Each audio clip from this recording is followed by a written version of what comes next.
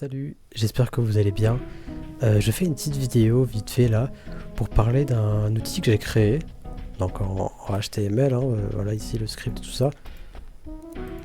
C'est un outil Pokémon dans lequel j'ai mis plusieurs onglets, donc stats, type, capture. Capture, je vais peut-être un peu moins m'éterniser dessus. C'est vraiment assez simple à utiliser, donc ça, je vais pas trop avoir besoin de l'expliquer. On va surtout se concentrer sur stats et type.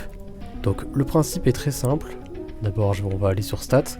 J'irai ensuite sur les explications un peu plus complexes dans le code, qu'on verra juste après, parce qu'on peut rajouter des types, on peut rajouter ici des préfets. En gros, les préfets, c'est juste des stats qu'on met, qui se placent automatiquement ici, voilà, sur le côté dans base.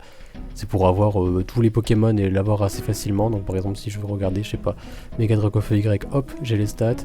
Je clique ici Mega Alligator, hop, j'ai les stats. Donc voilà. Donc en gros, le fonctionnement, il est très simple. Vous pouvez choisir ici par exemple le niveau. J'ai mis des boutons pour aller plus vite, mais vous pouvez quand même le changer manuellement comme ça. Vous avez la nature. Il y a toutes les natures normalement, hein, je les ai pas oubliées. Avec en plus la petite couleur ici pour voir laquelle augmente et laquelle diminue. Ça c'est sympa au niveau visuel pour ici repérer. Vous avez les talents. Bon, les talents pour l'instant, il n'y en a qu'un seul. Enfin, on peut qu'augmenter la vitesse, il faudra que j'augmente les talents au fur et à mesure. On va prendre un exemple d'ailleurs, ce sera un peu plus sympa. Hop. Et il y a les objets. Donc par exemple les Volurock, si vous voulez mettre les Volurock sur votre Bulbizarre. Au moins vous pouvez voir combien c'est. Vous avez aussi d'ailleurs une petite option assez sympa ici où on peut cocher, décocher. Au moins ça évite de devoir recliquer sur aucun à chaque fois pour voir sans et avec l'objet. Donc vous pouvez juste choisir par exemple votre veste de combat. Hop, vous cliquez. Vous voyez, ça fait 166, vous cliquez, hop, 249. C'est le petit confort ergonomie de l'outil, au moins. C'est sympa à utiliser. J'ai mis aussi la précision et l'esquive, au moins vous pouvez le calculer, c'est sympa d'avoir ça ici. Toujours pratique. Au niveau des préfets basiques, c'est en gros, c'est les stats de base, donc je vais chercher sur internet. Donc c'est vraiment les stats des Pokémon qui viennent des jeux. Modifier, ça c'est si jamais vous avez envie, par exemple dans le code, on ira voir ça juste après, vous avez envie de rajouter voilà, des stats de Pokémon, donc par exemple Bulbizarre, où vous créez un fan game, vous voulez changer sa stat et la modifier pour avoir une nouvelle stat, là au moins vous aurez la version de base, le Bulbizarre de base, et la version modifiée qu'on verra juste après, on fera un exemple. Nouveau, c'est vraiment la même chose, si jamais vous voulez créer des nouveaux Pokémon, vous pouvez en ramener, enfin en créer un juste là, vous faites une liste, pareil, de la même façon. Vous mettez le nom qui va s'afficher, la valeur, les stats, bon bien sûr ça on verra après. Donc ça c'était pour les stats, après bien sûr vous pouvez changer les EV, etc., les boosts, vous pouvez même réinitialiser ici hop, pour aller plus vite, mettre les IV à 0, bon bref, ça je vous laisse regarder. Ensuite on a type. Ça, je pense que c'est l'outil qui sera, je pense, le plus intéressant. Parce que bon, encore les stats, je pense qu'il y a encore d'autres sites sur lesquels on peut calculer les stats.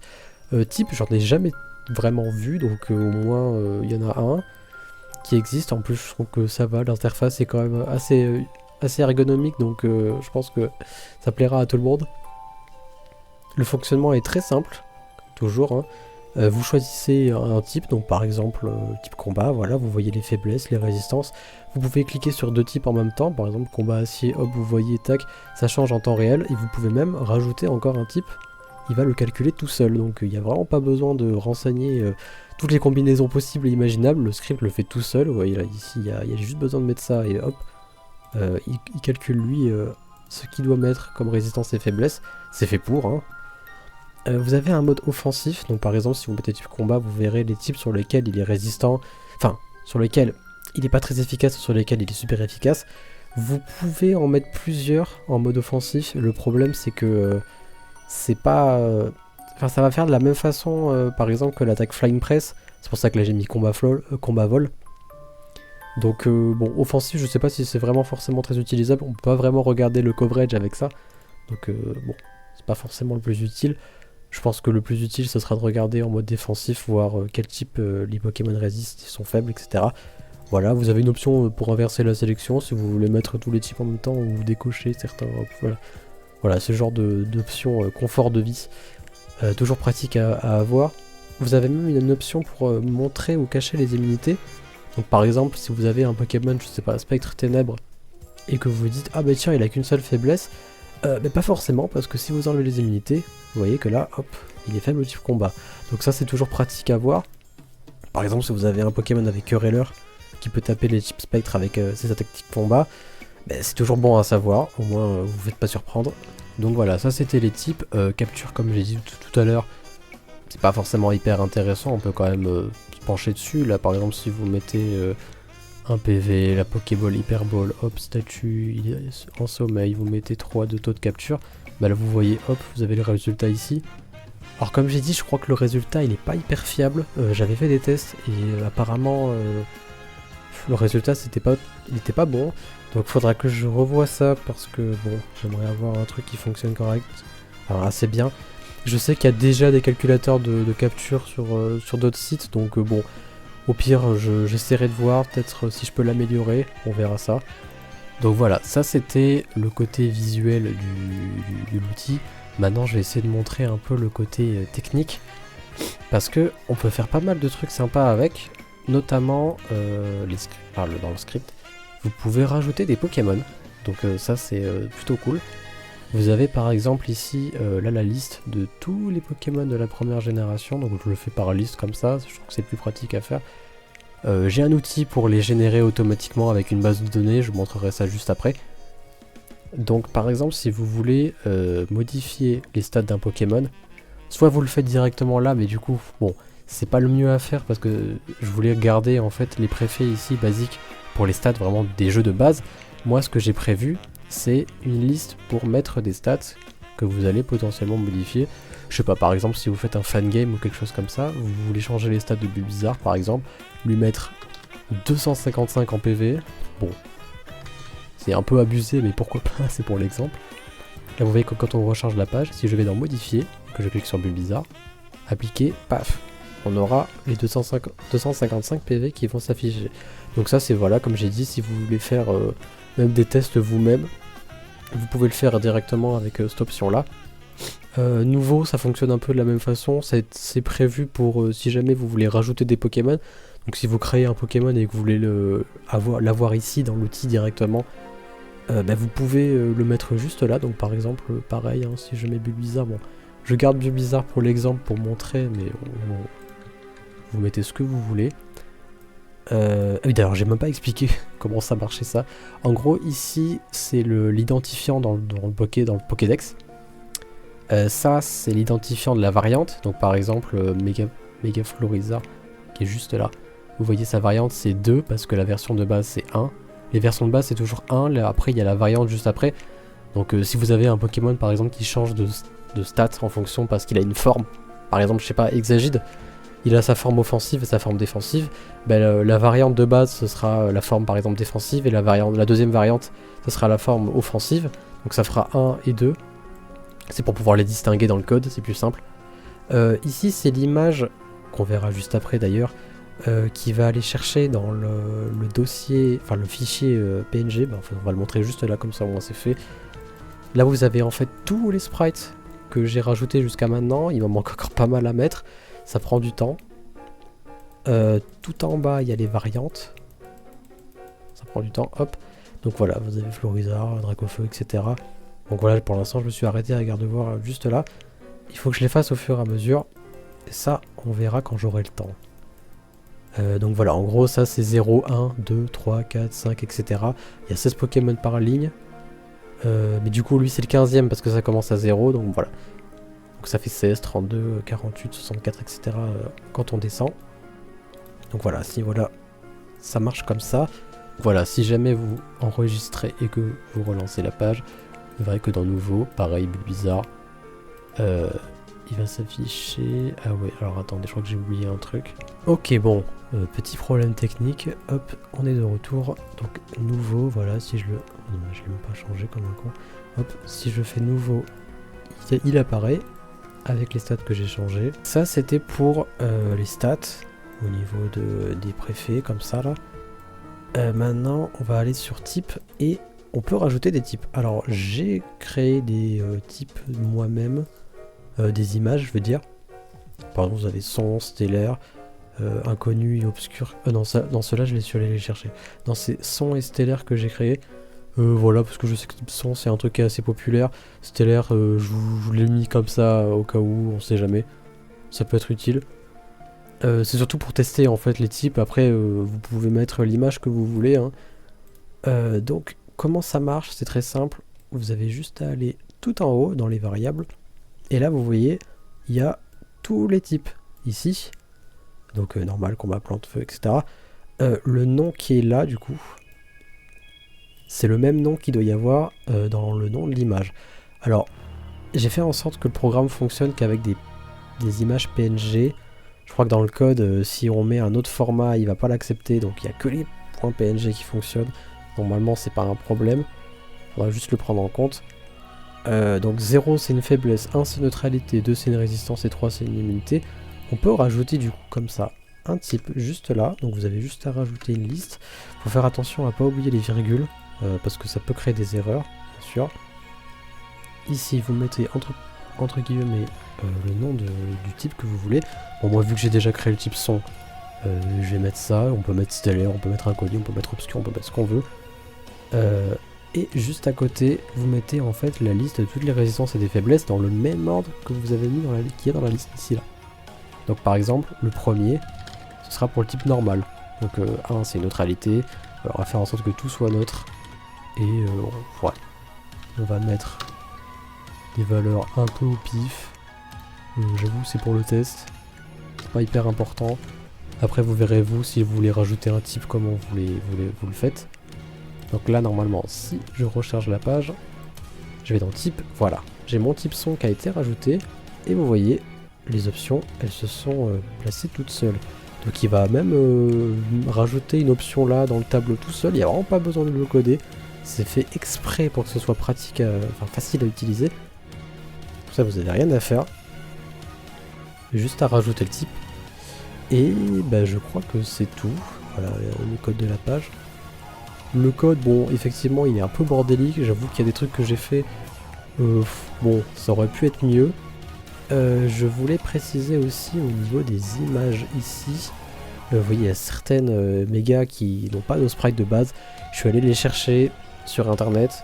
Donc je mettrai un lien dans la description parce que bon, c'est pas mes sprites à moi. J'ai pas envie de me les accaparer. Et je pense que c'est tout. Vous avez le mode clair, mode sombre. Je vais pas mettre le mode clair pour pas vous arracher les yeux. Capture, voilà, comme j'ai dit, il est pas hyper vraiment terminé.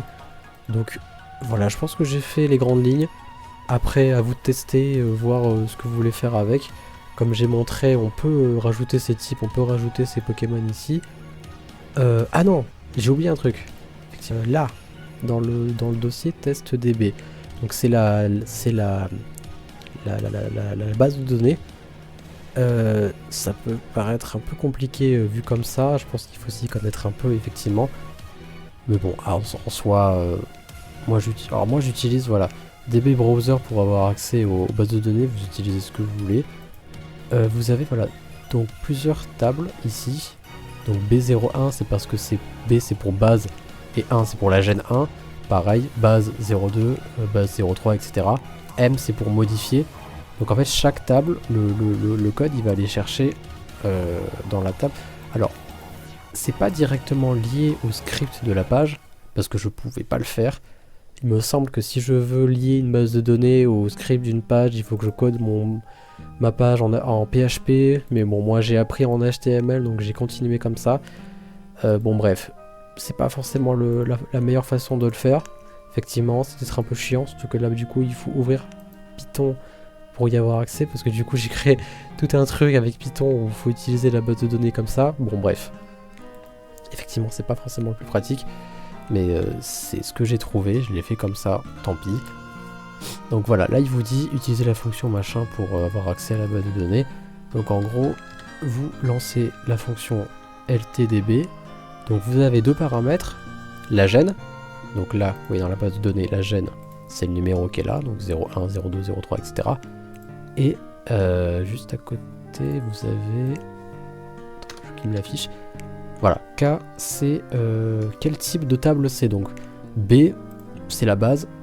M, c'est modifié. Et N, c'est nouveau. Donc ça correspond en fait aux listes qu'il y a ici. Donc celle-là, c'est celle de base, celle-là, c'est modifié, et celle-là, c'est nouveau. Donc c'est très simple à utiliser. Par exemple, vous mettez 1 pour la gène 1, vous mettez ensuite entre accolades comme ça, pas accolades, je sais comment ça s'appelle, enfin les guillemets quoi, hop, et là il va vous renvoyer en fait en allant chercher directement dans la base de données la table qui correspond, donc en fonction de ce que vous avez mis ici, hein, donc B01, il va aller chercher B01, il va aller chercher voilà, la liste de tous les Pokémon que vous avez renseignés dans la base de données, et il va vous la renvoyer sous forme de liste. Liste qu'on va ensuite copier-coller comme ça. Bon, effectivement, c'est toujours pas très pratique à utiliser, mais bon, c'est la seule solution que j'ai trouvée. Et là, vous allez en fait à la ligne qui correspond. Hop, vous enlevez ça. Ça, c'est l'ancienne version. Tac, je colle par-dessus. Pas oublier la virgule à la fin, évidemment. Et vous avez en fait la liste de tous les Pokémon que vous avez dans la base de données. Et là, si je recharge, bon, ça n'a rien changé normalement parce que c'est exactement la même. Mais voilà, vous aurez tous les Pokémon qui apparaissent ici. Donc, si on peut faire un exemple, par exemple, je peux rajouter, je sais pas, un Pokémon 999, variante C1, je lui mets 0, ou alors, allez, Herbizarre. Ah bah tiens, j'ai pas mis Herbizarre d'ailleurs. Bon, on va lui mettre des stats au pif parce que bon, je vais pas m'éterniser sur l'exemple. Hop. Donc ça, c'est le nom qui va s'afficher dans la liste, ici, là. Et juste à côté, c'est la valeur qu'il y aura dans la liste. Alors, si je peux retrouver l'endroit, je sais plus exactement où c'est. Voilà. Ah mais non, mais du coup, elles sont vides au début. Bon, bref. En gros, dans une liste, il y a la valeur qu'on met pour... C'est un peu l'identifiant de l'option. Donc c'est pour ça qu'il faut mettre une option en minuscule. C'est plus simple. Pas d'espace ni rien. Ici, vous mettez les stats. Bon, je vais en mettre des trucs au pif. C'est vraiment pour tester. Hop. Tac, tac, tac. Voilà. Je sais qu'Herbizarre, il a pas du tout ces stats là. Et donc là, normalement, je vais dans ce code là. Il faut que je recharge ça. Hop. Bon, je clique sur F5 pour lancer l'idle shell. Hop. Je vais chercher LTDB Gen 1. Bon, on n'est pas obligé de mettre quelle base, parce que par défaut c'est B. Voilà, et voilà, vous voyez qu'il apparaît à la fin là. Donc là, si je copie ma liste, que je la mets là, tac, et que je vais ici, hop, n'oublie pas la virgule évidemment, tac, on le voit qu'il apparaît à la fin, voilà. Il s'est mis automatiquement, là on recharge la page, et normalement, si on va dans Basique, tout à la fin, parce que j'ai mis 999, ah mais non, attends du coup. Où est-ce qu'il est? Bizarre. Ah non, il apparaît à la fin de la... Oui, bah oui. Voilà, il apparaît juste là. Donc voilà, c'est comme ça qu'on rajoute un Pokémon avec la base de données. Après, vous pouvez le faire directement en rajoutant une liste ici, là, manuellement. C'est pas forcément le plus pratique, mais bon, c'est faisable. Donc voilà. Je pense que c'est tout. Normalement, j'ai parlé de tout ce qu'il y avait à parler. Si jamais il y a la moindre question, évidemment, les commentaires sont là pour ça. Et je vous dis à la prochaine. Ciao, ciao.